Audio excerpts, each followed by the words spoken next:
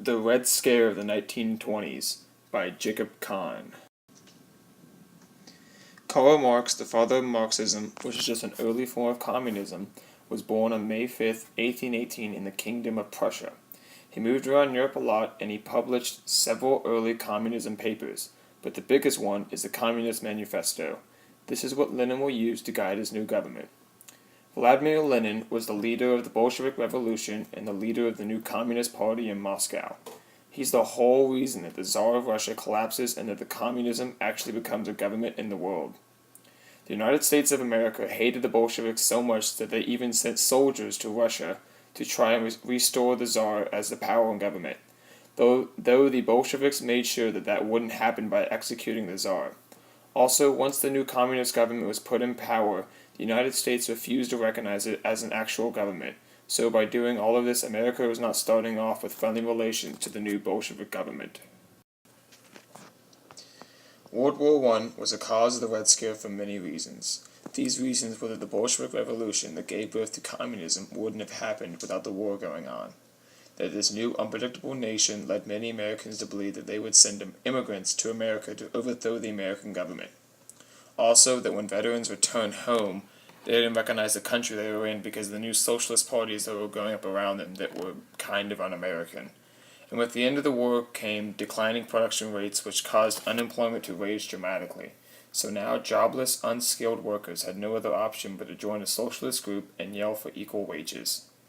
Anarchists had been a thing in America for about 40 years, but by the 1920s, what was different now was that a few of the anarchists were socialists. So now to the entire federal government and to the American people, all of the socialists were anarchists. In 1919, a small number of radicals formed the Communist Labor Party, and in the pro-business American government of the 1920s, a political party forming on the basis of workers' rights was a crack in the whole foundation of the policy. The United States Attorney General A. Mitchell Palmer had a bomb mailed to his home, and its address was from a self-proclaimed anarchist. So now is when the public and the government starts to freak out because a public official could have been killed, and who's to say that any regular citizen wouldn't be next? The government responded to the Red Scare by doing these three things. The first one was the forming of the FBI and governmental raids. Mitchell Palmer, the Attorney General, thought that it was time to start conducting raids on these socialist groups. So to do this, he created the Federal Bureau of Investigation and he appointed Herbert Hoover as its leader. The first raid by the FBI, and the largest one, was on January 20th, 1920, where over 2,000 suspected radicals were arrested. Most of these suspects were later released, but Palmer still broke a number of rules regarding civil liberties. The FBI never had any warrants to search these places, and they jailed these suspects without giving any of them the right to counsel. The second thing the government responded with was called the Soviet Art. It's where Palmer deported 249 suspected Russian radicals back to Russia in one big boat. It was very symbolic. The third thing was the Sacco and Vanzetti case. So the Sacco and Vanzetti case took place from 1920 to 1927 in Massachusetts.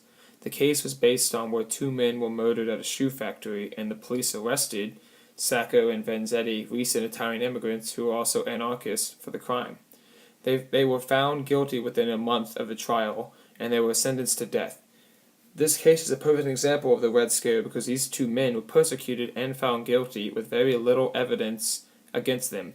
So it was seen as that they were found guilty not because they committed the crime, but because they were anarchists and socialists.